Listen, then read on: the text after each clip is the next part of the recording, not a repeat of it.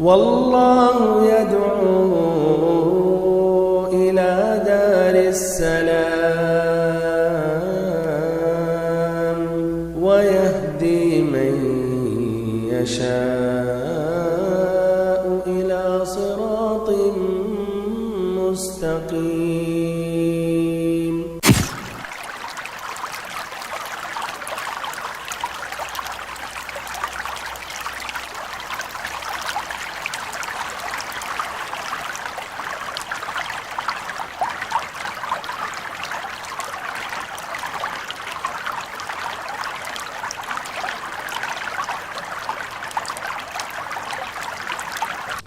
الحمد لله رب العالمين والصلاة والسلام على أشرف الأنبياء وسيد المرسلين نبينا وحبيبنا وقدوتنا وإمامنا محمد وعلى آله وصحبه أجمعين. أما بعد، اللهم علمنا ما ينفعنا وانفعنا بما علمتنا وزدنا علما نافعا وعملا صالحا يا رب العالمين. اللهم أرنا الحق حقا وارزقنا اتباعه وأرنا الباطل باطلا وارزقنا اجتنابه. ساری تعریفیں اللہ رب العالمین کے لیے ہیں اور مکمل ترین پورے طور پر درود و سلام اس کے رسول، اس کے حبیب، ہمارے امام، ہمارے سردار محمد صلی اللہ علیہ وسلم پر، آپ کے آل پر، آپ کے اصحاب پر، اور اس پر جس نے قیامت تک آپ کا راستہ اختیار کیا اور آپ کی ہدایت سے راہیاب ہوا. اور اللہ رب العزت سے دعا کرتا ہوں کہ ہم سبھی کو انہی میں شمار کرے جنہوں نے آپ صلی اللہ علیہ وسلم کا راستہ اختیار کیا اور آپ کی ہدایت سے راہیاب ہوئے. آمین یا رب العالمین. واجب الاحترام بھائیوں، معزز ساتھیوں، عزیز بچوں اور ہماری ماں اور بہنوں، عقیدہ اسلامیہ یا اسلامی عقیدہ کے متعلق اہم سوالات کیا ہیں اور اس کا صحیح جواب کیا ہے، یہ موضوع ہے. اور اس طرح اہم سوالات پیش کرتے ہوئے نہایت اختصار کے ساتھ اس کا جواب بھی میں واضح کروں گا، اور غالباً ایک ہی دلیل یا دو دلیل قرآن اور حدیث سے پیش کروں گا. اس لیے مقصد یہ ہے کہ جو اہم سوالات ہیں، جو اہم باتیں ہیں عقیدے کے متعلق، جو بنیادی چیزیں ہیں، اس کو ہم آسانی کے ساتھ سمجھ جائیں اور پھر عمل کریں، پھر دوسروں کو بھی ہم دعوت دیں. تو پہلا سوال یہ ہے، ہمیں اللہ رب العزت نے کس لیے پیدا کیا، یا اللہ رب العزت نے ہمیں کس لیے پیدا کیا اور اس دنیا میں بھیجا؟ اللہ تعالیٰ نے ہمیں کس لیے پیدا کیا اور پھر ہمیں اس دنیا میں بھیجا یا اتارا، اور ہم یہ دنیا میں جی رہے ہیں، اور ہر انسان جو بھی آتا ہے وہ جاتا ہے، اور سب کی تقریباً ایک مدت ہوتی ہے گزارنے کے بعد یہ دنیا کو چھوڑ دیتا ہے. تو یہ زندگی کا مقصد کیا ہے، ہم اس دنیا میں کیوں آئے ہیں، ہم پیدا کیوں ہوئے ہیں؟ تو اس کا جواب بھائیو قرآن مجید دیتا ہے. سورۃ الذاریات آیت نمبر 56. میرے بھائیو سوال بہت آسان ہے، جواب بھی ہم اچھی طرح جانتے ہیں، لیکن آج بھی اس دنیا میں اتنی ترقی کے باوجود بہت ہیں وہ لوگ جو حیران اور پریشان ہیں، جو اس کا جواب نہیں جانتے ہیں، اندھیروں میں ہیں، تاریکیوں میں ہیں، نہ انہیں نور دکھ رہا ہے نہ ایسے ہی روشنی نظر آ رہی ہے. اللہ کا شکر کریں کہ آپ جانتے ہیں تو اس کی بھائیو تحقیق بھی کریں.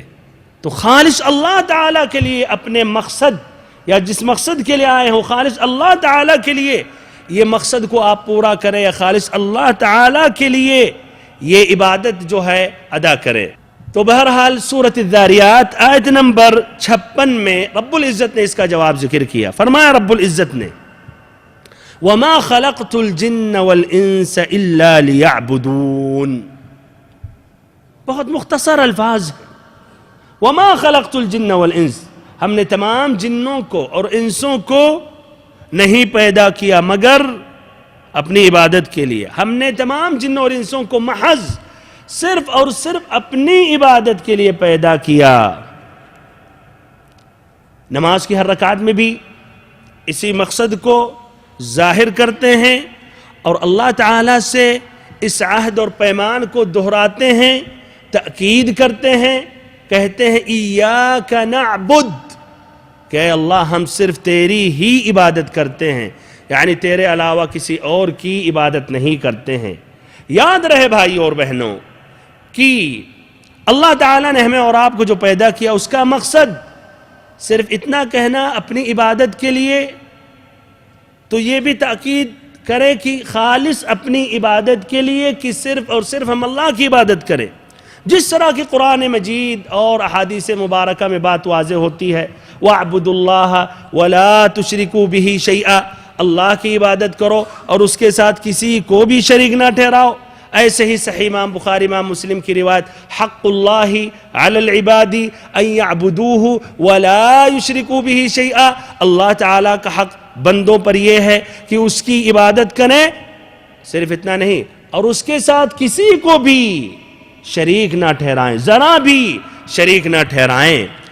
میرے بھائیوں اور بہنوں، اس آیت کریمہ کی روشنی میں بات اچھی طرح واضح ہو گئی کہ ہم پیدا ہوئے، بلکہ اللہ تعالیٰ نے دنیا کو اسی مقصد کے لیے ایجاد کیا تاکہ اس دنیا میں اللہ کے بندے، انسان، جنات خالص اللہ تعالیٰ کی عبادت کرتے رہے، بلکہ ہر مخلوق وہ اللہ تعالیٰ کی تسبیح بیان کرتی ہے۔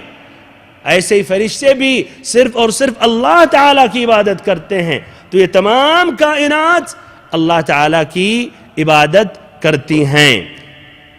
اب اس سے یہ بھی بات اچھی طرح واضح ہو گئی کہ ہمارے وہ بھائی جو نبی صلی اللہ علیہ وسلم کی محبت کے آڑ میں یا نبی صلی اللہ علیہ وسلم کی محبت کے دعوے میں کہتے ہیں کہ اللہ تعالیٰ نے دنیا نبی صلی اللہ علیہ وسلم کے لیے بنایا، بلکہ تمام انبیاء کرام کی نبوت نبی صلی اللہ علیہ وسلم کے طفیل میں یا نبی صلی اللہ علیہ وسلم کے صدقے میں یا آپ صلی اللہ علیہ وسلم کی وجہ سے یا آپ کا کرم اور لطف ہوا تب انہیں یہ نبوتیں ملیں، یہ بھائیو یہ مبالغہ ہے۔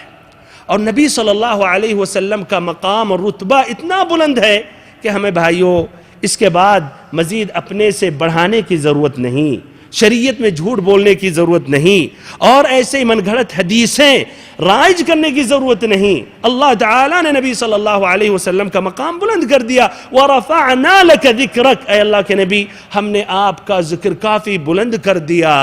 تو میرے بھائیوں اس کے بعد اب اس محبت کے دعوے میں نبی صلی اللہ علیہ وسلم کے متعلق ایسی جھوٹی باتیں بیان کرنا، یہ بھائیو نبی صلی اللہ علیہ وسلم سے محبت نہیں ہے۔ نہ نبی صلی اللہ علیہ وسلم پسند کریں گے کہ ہمارے متعلق ایسی جھوٹی باتیں نشر کی جائیں اور نقل کی جائیں، رائج کی جائیں۔ تو واضح رہے کہ اللہ تعالیٰ نے تمام جنوں کو اور انسوں کو، تمام کائنات کو اپنی عبادت کے لیے پیدا کیا۔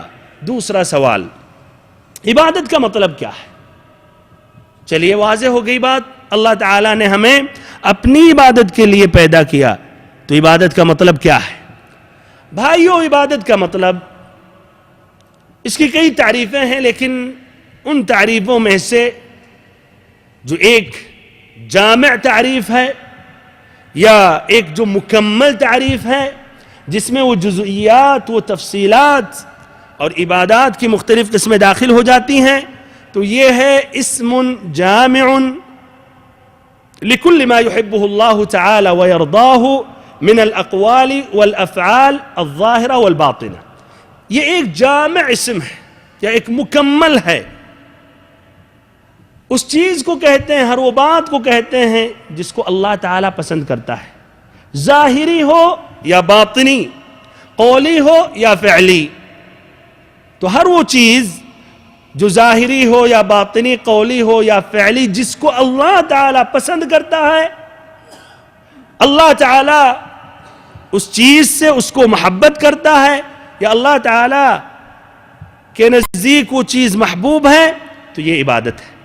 ظاہری جیسے کیا؟ ظاہری عبادت کی مثال بھائیو، نماز، یہ ظاہری عبادت ہے۔ آپ جب نماز پڑھتے ہیں دکھ رہا کہ نماز پڑھ رہے ہیں، حج کے لیے جا رہے ہیں، یہ بھی ظاہری عبادت ہے۔ باطنی عبادت یہ بھی اس کو کہہ سکتے ہیں ظاہری، اللہ کہ اگر آپ اللہ تعالیٰ کی مخلوقات پر غور و فکر کر رہے ہیں تو یہ باطنی عبادت ہے۔ اس طرح کہا جا سکتا ہے، لیکن اس سے بھی واضح ہاں نفل نمازیں بھی یہ ظاہری عبادت ہے، یہ بھی ظاہری عبادت ہے۔ تسبیح جب بیان کرتے ہیں بغل میں جو بیٹھے گا آپ کا بھائی تو سمجھ جائے گا، سن لے گا۔ ہاں باطنی عبادت کی مثال روزہ، یہ روزہ بھی ایک طرح وہ ظاہری عبادت ہے، اس لیے آپ کھانا پینا چھوڑ دیتے ہیں۔ ہاں الگ مسئلہ ہے کہ لوگ نہیں دیکھ سکتے ہیں، لیکن اس سے بھی واضح مثالیں چاہیے بھائیوں۔ چلیے باطنی عبادت جیسے خوف اللہ تعالی سے، ڈر، امید، رجا، محبت، اور ایسے ہی شریعت کے تسلیم کرنا، نہیں یہ تو ایمان میں داخل ہو گیا، لیکن عبادات خوف ڈرنا اللہ تعالی سے عبادت، محبت رکھنا، امید رکھنا، اور اس پہ تفصیلی دلیلیں ہیں بھائیوں، لیکن اختصار سے ذکر کرنے کی وجہ سے آگے بڑھ رہا ہوں اور پھر سے ایک مرتبہ دہرا رہا ہوں۔ عبادت ایک جامع اسم ہے، ہر وہ قولی یا فعلی، ظاہری ہو یا باطنی، جس کو اللہ تعالیٰ پسند کرتا ہے۔ قولی ظاہری واضح ہو گئی، باطنی بھی، اور قولی زبان سے جس عبادت کو ادا کی جائے، جیسے ذکر، قرآن مجید کی تلاوت، ایسے حج اور عمرہ میں تلبیہ پکارنا، ایسے ہی دعا مانگنا۔ اچھا فعلی جو جوارح سے اعضاء سے ہم ادا کرتے ہیں، نماز، ایسے ہی روزہ ہے کہ نہیں، حج، رکوع، سجود، جانور ذبح کرنا، تو یہ ظاہری بھی عبادت ہے، اور ساتھ ساتھ کیا یہ بدنی یا جسم سے اس کو ادا کیا جاتا ہے۔ تو یہ عبادت کی تعریف ہے اور عبادت کا معنی مطلب ہے۔ اللہ تعالیٰ نے فرمایا سورۃ الانعام آیت نمبر 162 اور 63 میں، قل ان صلاتي ونسكي ومحياي ومماتي للہ رب العالمین لا شریک لہ، کہ اللہ کے نبی آپ کہہ دیں میری نماز، ونسکی میری قربانی، ومحیایا میرا جینا، ومماتی میرا مرنا، للہ رب العالمین اللہ تعالیٰ کے لیے ہے جو سارے جہانوں کا مالک ہے، لا شریک لہ اس کا کوئی شریک نہیں۔ تیسرا سوال اور اس کا جواب، سوال یہ دوسرے سوال سے اس کا تعلق ہے، عبادت کے اقسام کیا ہیں، یا عبادت کی قسموں کے متعلق ذکر کریں، واضح کریں۔ تو اس کا جواب دوسرے سوال اور جواب میں واضح ہو گیا۔ اس کی بہت سی قسمیں ہیں، بہت سی قسمیں ہیں، لیکن قاعدہ یہ ہے کہ جس کو اللہ تعالیٰ پسند کرتا ہے۔ اب اللہ تعالیٰ کون سی عبادت کو پسند کرے گا؟ جو نبی صلی اللہ علیہ وسلم کے ذریعے جو ثابت ہیں، یعنی اللہ تعالیٰ اس عبادت کو نہیں پسند کرے گا جو انسان نے اپنے تئیں سے اس عبادت کو ایجاد کیا۔ کیوں؟ اس لیے کہ اللہ تعالیٰ نے انبیاء کرام کو کس لیے بھیجا، اور آخری میں محمد صلی اللہ علیہ وسلم کو کس لیے بھیجا؟ تاکہ جس طرح وہ نبی صلی اللہ علیہ وسلم ہمیں بتا رہے ہیں کہ کون سی عبادت کس طرح کرنی چاہیے، تو وہی عبادت کو نبی صلی اللہ علیہ وسلم کے مطابق اور آپ کی سنت کے موافق کریں گے، تب بھائیوں وہ عبادت اللہ تعالیٰ پسند کرے گا۔ تو اس طرح بہت سے قسمیں ہیں عبادت کی۔ ان قسموں میں سے جو ابھی ذکر کیا گیا، جیسے دعا مانگنا، یہ عبادت ہے۔ ایسے خوف و ڈر، خوف یا ڈر، ایسے ہی امید، اللہ پر بھروسہ، توکل علی اللہ، اللہ تعالیٰ سے ملنے کا شوق، اور ایسے ہی اللہ تعالیٰ سے ڈرنا یا اللہ تعالیٰ کے عذاب سے ڈرنا، ایسے ہی جانور ذبح کرنا، نذر و نیاز پیش کرنا، ایسے ہی نماز، اور نماز کے اندر جو رکوع ہے یہ بھی ایک مستقل عبادت ہے، سجود یہ بھی مستقل ایک عبادت ہے، طواف بیت اللہ الحرام کا یہ بھی ایک عبادت ہے، ایسے قسم کھانا یہ بھی عبادت ہے۔ تو یہ تمام قسمیں یہ خالص صرف اور صرف اللہ تعالیٰ کے لیے ادا کیے جائیں. یہ اللہ تعالیٰ کا حق بندوں پر ہے اور اسی مقصد کے لیے اللہ تعالیٰ نے ہمیں اور آپ کو پیدا کیا اور اس دنیا میں بھیجا. سوال نمبر 4، انبیاء کرام علیہم السلام کی بعثت کا اصل مقصد کیا ہے؟ انبیاء کرام اس دنیا میں کس لیے آئے؟ ان کا وظیفہ کیا رہا؟ اللہ تعالیٰ نے اس کا ذکر کیا اور اس بات کی وضاحت کی. فرمایا رب العزت نے سورۃ النحل آیت نمبر 36 میں، وَلَقَدْ بَعَثْنَا فِي كُلِّ أُمَّةٍ رَسُولًا أَنِ اعْبُدُوا اللَّهَ وَاجْتَنِبُوا الطَّاغُوتَ. ہم نے ہر امت میں، ہر بستی میں رسول بھیجا کہ ایک اللہ کی عبادت کرو. صرف اتنا نہیں بھائیو، وَاجْتَنِبُوا الطَّاغُوتَ، اور طاغوت کی عبادت سے بچو، یعنی غیر اللہ تعالیٰ کی عبادت سے بچو. تو تمام انبیاء کرام علیہم السلام کا مقصد کیا ہے؟ اس دنیا میں کس لیے بھیجے گئے؟ تاکہ اللہ تعالیٰ کی عبادت کی طرف دعوت دیں کہ خالص صرف اور صرف اللہ کی عبادت کریں لوگ اور غیر اللہ تعالیٰ کی عبادت سے بچیں. ادھر اس آیت کریمہ میں طاغوت کا ذکر آیا. اس آیت کریمہ میں الطاغوت کا لفظ آیا. انبیاء کرام کہتے تھے وَاجْتَنِبُوا الطَّاغُوتَ، اور طاغوت کی عبادت سے بچو. طاغوت سے مراد کیا ہے؟ غیر اللہ، غیر اللہ کا یہ بھی داخل ہے طاغوت میں بہرحال، لیکن اس سے بھی وہ جامع لفظ ہے. تو الطاغوت اس کے اندر کافی تفصیل ہیں، لیکن مختصراً جو اس کا معنی مطلب ہے طاغوت کا وہ یہ ہے غیر اللہ کی عبادت کرنا، غیر اللہ کی عبادت کرنا، اور شرط یہ ہے کہ جس کی عبادت کی جائے وہ راضی ہو. تو اگر وہ راضی ہے تو طاغوت ہو گیا، اگر راضی نہیں ہے تو بھائیو اس کی اس میں خطا نہیں ہے، لیکن اس کی عبادت کرنا یہ شرک ہے. تو الطاغوت سے مراد اللہ تعالیٰ کی سوا جس کی بھی عبادت کی جائے بشرط کہ وہ راضی ہو. یعنی اگر وہ نبی ہے یا ولی ہے تو اس کو ہم طاغوت نہیں کہیں گے اگر لوگوں نے اس نبی یا اس ولی کی عبادت کی اور وہ اس کے خلاف تھا. لیکن اگر خود راضی تھے حضرت، چاہتے تھے لوگ سجدہ کریں، چاہتے تھے لوگ ان کے لیے مرنے کے بعد ان سے دعا مانگیں، چاہتے تھے لوگ انہی کے نام پر جانور ذبح کریں، تو پھر وہ طاغوت ہو گئے. اور اگر سمجھیے وہ فرشتہ یا وہ نبی انسان وہ نہیں ہے، جمادات میں سے ہے، پیڑ پودے پتھر، تو وہ چیز پھر وہ طاغوت ہے، اس لیے اس کی عبادت کی گئی. میرے بھائیوں اور محترم ساتھیوں، اس کے بعد 5واں سوال یہ ہے کہ توحید کی 3 قسمیں بتائی جاتی ہیں. تو توحید کی جو پہلی قسم ہے جس کو توحید ربوبیت کہتے ہیں، تو اس کا معنی مطلب کیا ہے؟ بھائیو توحید سے مراد کسی چیز کو یکتا اور اکیلا کرنا، یہ لفظی معنی ہے. تو توحید ربوبیت سے مراد ہے کہ اللہ تعالیٰ کو اللہ کے افعال میں تنہا اور اکیلا سمجھا جائے. یعنی یہ عقیدہ رکھنا کہ اللہ ہی تعالیٰ صرف اور صرف رازق ہے، روزی دینے والا ہے، اللہ ہی تعالیٰ صرف اور صرف مارنے والا ہے، اللہ ہی تعالیٰ صرف اور صرف بارش نازل کرنے والا ہے اور دنیا کا نظم و نسق چلانے والا ہے، نفع لانے والا ہے، شر دور کرنے والا ہے، اسی کے اختیار میں اس کا اس میں کوئی شریک نہیں ہے. تو یہ توحید ربوبیت کا معنی ہے جس کا تعلق رب سے ہے.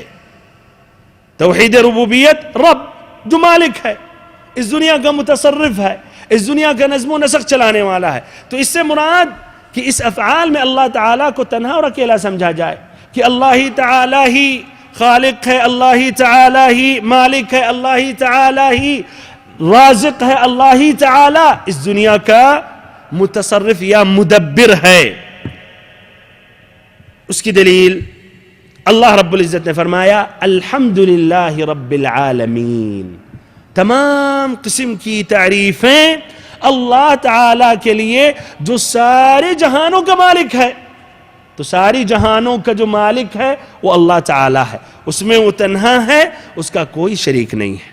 یہ توحید ربوبیت جس کا تعلق اللہ تعالیٰ کے افعال سے ہے، جس کا تعلق اللہ تعالیٰ کے افعال سے ہے۔ اس کے بعد جو چھٹا سوال ہے وہ ہے توحید الوہیت کیا ہے، یا توحید الوہیت کا کیا معنی مطلب ہے، جو توحید کی دوسری قسم ہے۔ تو اس سے مراد کہ تمام قسم کی جو عبادتیں ہیں، وہ تمام قسم کی جو عبادتیں ہیں صرف اور صرف اللہ تعالیٰ کے لیے ادا کی جائیں، صرف اور صرف اللہ تعالیٰ کے لیے موسوم کیے جائیں۔ جیسے نماز، تو صرف اور صرف اللہ تعالیٰ کے لیے یہ نماز ادا کی جائے۔ نماز میں جو رکوع ہے صرف اور صرف اللہ تعالیٰ کے لیے رکوع کیا جائے، اس میں جو سجدہ ہے سجدہ صرف اور صرف اللہ تعالیٰ کے لیے کیا جائے، غیر اللہ جو بھی ہو اس کے لیے سجدہ کرنا، رکوع کرنا، نماز پڑھنا جائز اور درست نہیں ہے۔ ایسے ہی روزہ، ایسے ہی حج، ایسے ہی دعا، الدعاء هو العبادہ، الدعا ہی عبادت ہے۔ قرآن میں بھی بے شمار آیتیں، فَادْعُونِي أَسْتَجِبْ لَكُمْ، مجھ سے دعا مانگو تمہاری دعا قبول ہوگی۔ ایسے ہی جانور ذبح کرنا یہ بھی عبادت ہے، تو جانور صرف اور صرف اللہ تعالیٰ کے لیے، اللہ کا نام لے کر اور اللہ کا تقرب حاصل کرنے کے لیے ہم ذبح کر سکتے ہیں۔ ایسے ہی طواف صرف بیت اللہ کا، کعبہ کا، اللہ تعالیٰ کے لیے۔ ایسے نذر و نیاز پیش کرنا، نذر و نیاز پیش کرنا، ایسے ہی خوف، توکل، بھروسہ، یہ تمام جو قسم کی عبادتیں ہیں اور اس کی تفصیلیں ہیں یا تفصیلات ہیں اور بے شمار اس پہ دلیلیں ہیں، یہ صرف اور صرف اللہ تعالیٰ کے لیے ادا کیے جائیں۔ بھائیو تاکید کے ساتھ کہنا ہوں، صرف اور صرف اللہ تعالیٰ کے لیے ادا کیے جائیں، یعنی غیر اللہ کے لیے ادنا بھی، معمولی ذرے کے برابر بھی جائز اور درست نہیں ہے۔ ذرا بھی کیا تو اس بندے نے اللہ تعالیٰ کا یہ جو حق ہے اس کے اوپر اس نے غیر اللہ کے لیے ادا کیا، اور اس طرح بہت بڑا اس نے ظلم کیا، زیادتی کی، اور ساتھ ساتھ وہ شرک میں واقع ہو گیا۔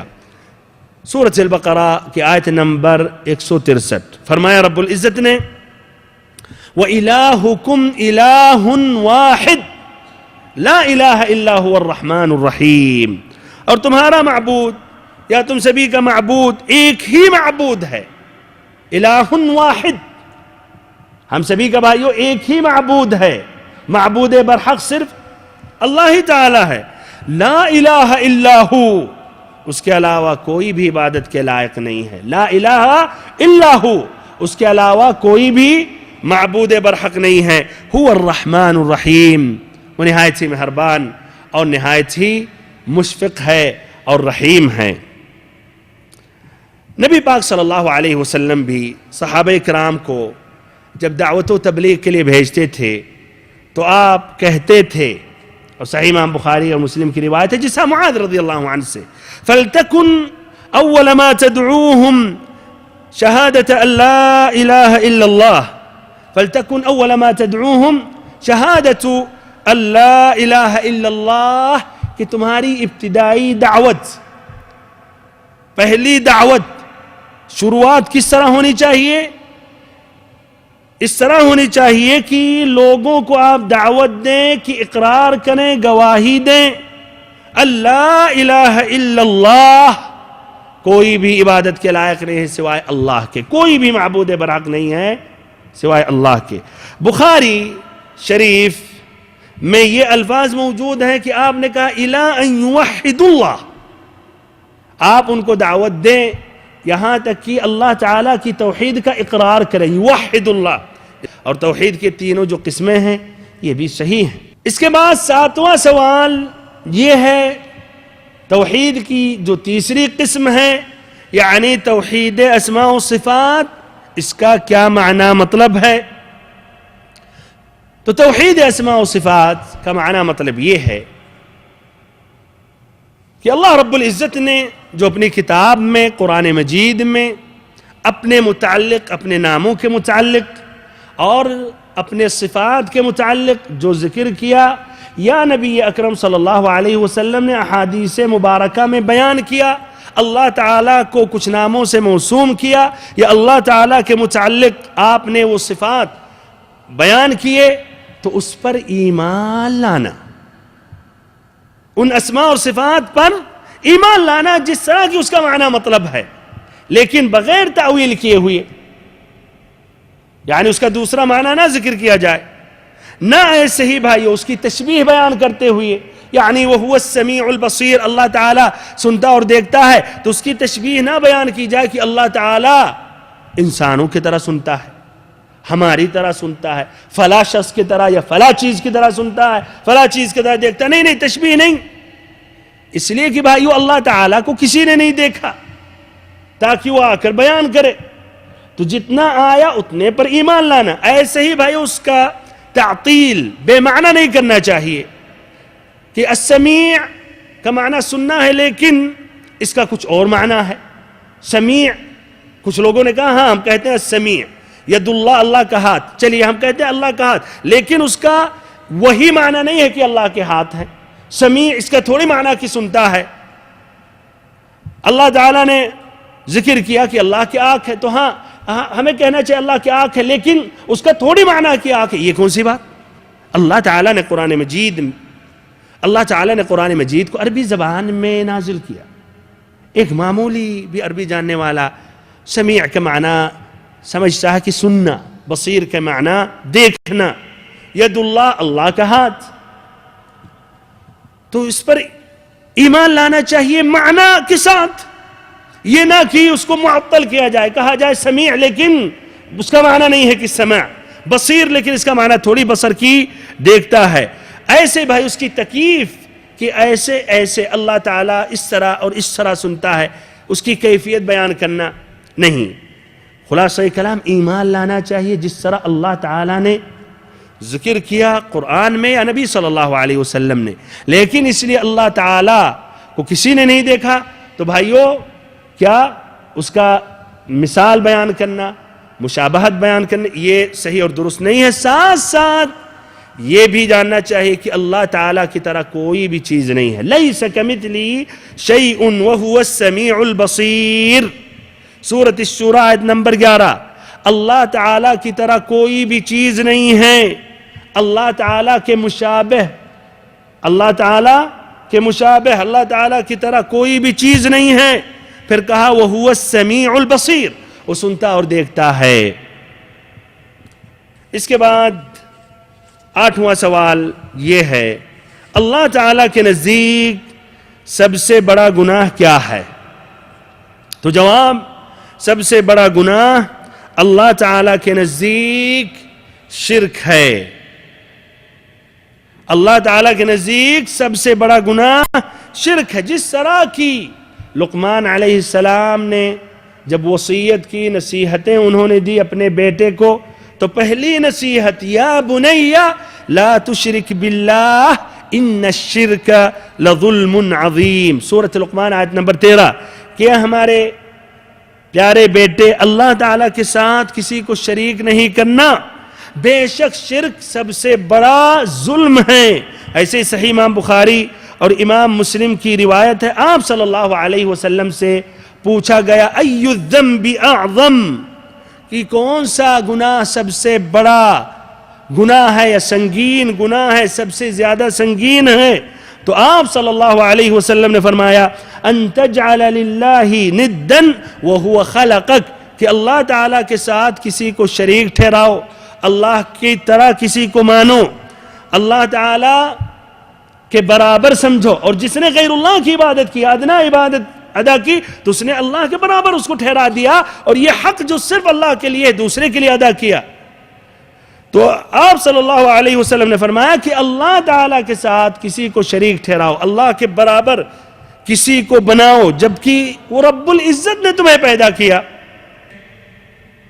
سوال نمبر 9 یہ ہے، شرک یا شرک اکبر کا معنی مطلب کیا ہے؟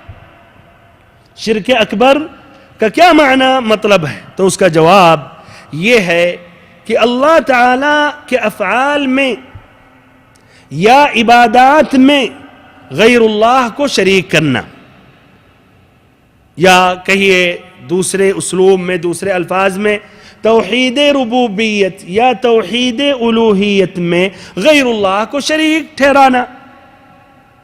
توحید ربوبیت سے مراد اللہ تعالیٰ کو اللہ کے افعال میں تنہا اور اکیلا سمجھا جائے، اور توحید الوہیت یا توحید عبادت سے مراد کہ تمام قسم کی جو عبادتیں ہیں صرف اور صرف اللہ تعالیٰ کے لیے ادا کیے جائیں۔ تو اب اگر کسی نے اللہ کے افعال میں غیر اللہ کو شریک ٹھہرایا تو اس نے شرک اکبر کیا، عبادات میں غیر اللہ کو شریک ٹھہرایا تو اس نے شرک اکبر کیا۔ تو اگر کسی نے یہ عقیدہ رکھا کہ اللہ تعالیٰ کے ساتھ اور کوئی بھی ہے، شریک ہے، ساجی ہے، جو اگر وہ چاہیں وہ حضرت تو اولاد دے دے، اگر وہ چاہیں وہ حضرت تو بارش نازل کر دے، اگر وہ چاہیں تو زندہ کر دے، اگر وہ چاہیں تو مردہ کر دے، مار دے، یہ بھائیو اللہ تعالیٰ کے افعال میں ہے۔ اللہ تعالیٰ جب چاہے گا تب ہوگا،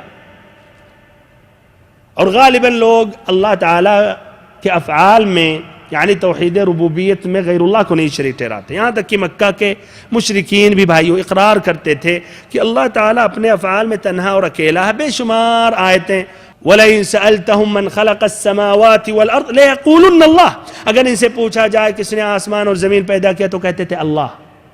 لیکن جو توحید الوہیت ہے، عبادات، اس میں بھائیو اکثر لوگوں نے غیر اللہ کو شریک ٹھہرایا۔ تو اس کی مثال مثلاً سجدہ، یہ عبادت ہے، صرف اور صرف اللہ کا حق ہے۔ اب کوئی جا کر کسی درگاہ، کسی ولی کے لیے زندہ ہو یا مردہ ہو سجدہ کرے تو اس نے اللہ کی عبادت میں شرک اکبر کیا۔ دعا یہ عبادت ہے، اب جا کر مردوں سے دعا مانگے یہ شرک اکبر ہے۔ جانور ذبح کرنا یہ عبادت ہے، فَصَلِّ لِرَبِّكَ وَانْحَرْ، اللہ تعالیٰ کے لیے نماز قائم کریں اور اسی کے لیے جانور ذبح کریں۔ اب جا کر انسان کسی ولی کا تقرب حاصل کرنے کے لیے، جس طرح کی دنیا میں بھائیوں جو دیتے ہیں سمجھیے رشوت کے طور پر تاکہ کام پورا کر دے، تو یہ عقیدہ رکھ کر کہ وہ حضرت بھی پہنچے ہوئے ہیں اللہ تعالیٰ تک، ان کے نام پر ایک جانور ذبح کر دو تاکہ آپ کی بات منوا لیں اللہ تعالیٰ سے، تو کیا ہے؟ یہ شرک اکبر ہے بھائیوں۔ طواف صرف کعبہ کا اللہ تعالیٰ کے لیے ہم کر سکتے ہیں، کعبہ کا طواف کیا تعظیم کرتے ہوئے، قربت حاصل کرنے کے لیے، تو یہ کیا ہے؟ یہ شرک اکبر۔ خلاصہ کلام، شرک اکبر کا معنی مطلب یہ ہے کہ اللہ تعالیٰ کے افعال میں غیر اللہ کو شریک کرنا، یا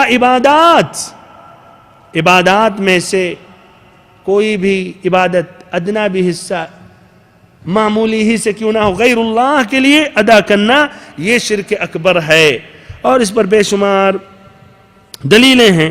ان دلیلوں میں سے مثلا رب العزت نے فرمایا سورۃ یونس آیت نمبر 106، وَلَا تَدْعُ مِن دُونِ اللَّهِ مَا لَا يَنفَعُكَ وَلَا يَضُرُّكَ فَإِن فَعَلْتَ فَإِنَّكَ إِذًا مِّنَ الظَّالِمِينَ، کہ اللہ کے علاوہ کسی کو نہ پکارو، وَلَا تَدْعُ مِن دُونِ اللَّهِ، اللہ کے علاوہ کسی کو بھی نہ پکارو جو نہ نفع پہنچا سکتے، نہ نقصان دور کر سکتے، نہ ان کے اختیار میں ہے نقصان دینا۔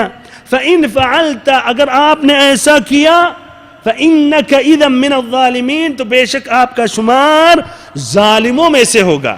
ادھر مراد کیا ہے ظالموں سے؟ مشرکوں میں سے۔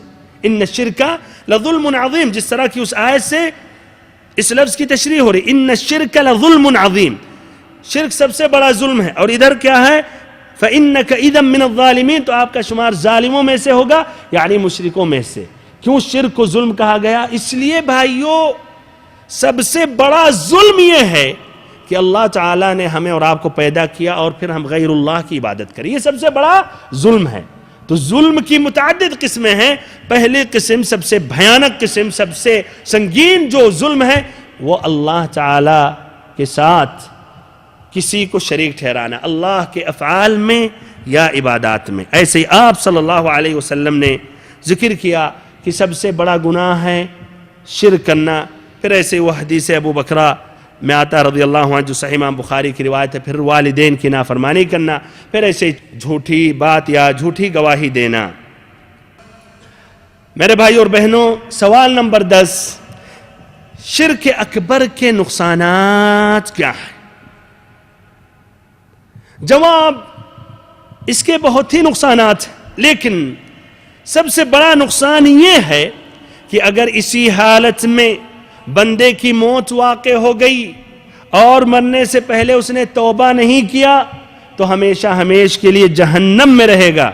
فرمایا رب العزت نے، إِنَّهُ مَن يُشْرِكْ بِاللَّهِ فَقَدْ حَرَّمَ اللَّهُ عَلَيْهِ الْجَنَّةَ وَمَأْوَاهُ النَّارُ وَمَا لِلظَّالِمِينَ مِنْ أَنصَارٍ. إِنَّهُ مَن يُشْرِكْ بِاللَّهِ فَقَدْ حَرَّمَ اللَّهُ عَلَيْهِ الْجَنَّةَ. جو اللہ تعالیٰ کے ساتھ کسی کو شریک ٹھہرائے گا تو اللہ تعالیٰ اس پر جنت حرام کر دے گا. سبحان اللہ بھائیو، بات واضح ہوگی. جنت حرام اگر جس پر ہے تو وہ کہاں جائے گا؟ جہنم. آخرت میں یہی ہے، یا تو جنت یا جہنم. تو جس پر جنت حرام ہو گیا یا جس پر جنت حرام ہو گئی تو پھر اس کا ٹھکانہ جہنم ہے. تب بھی رب العزت نے تاکید کی، کہا وَمَأْوَاهُ النَّارُ، اور اس کا ٹھکانہ جہنم میں ہوگا، تاکہ اچھے طرح وہ لوگ سمجھ جائیں کہ جو شرک کرے گا تو اس کے لیے ادنا گنجائش نہیں ہے کہ جنت میں داخل ہو.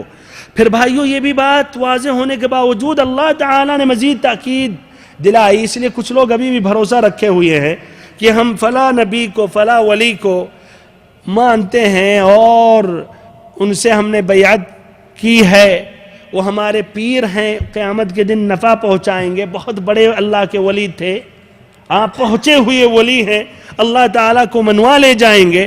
تاکہ یہ ذہن میں بات نہیں آئے، یہ غلط خیالات نہ آئیں اور شرک کرنے والے اللہ کی رحمت سے مایوس ہو جائیں، تو فرمایا رب العزت نے وَمَا لِلظَّالِمِينَ مِنْ أَنصَارٍ، اور ظالموں کا کوئی بھی مددگار نہیں ہوگا. ظالموں کے لیے کوئی بھی مدد کرنے نہیں آئے گا. محمد صلی اللہ علیہ وسلم نہیں آئیں گے.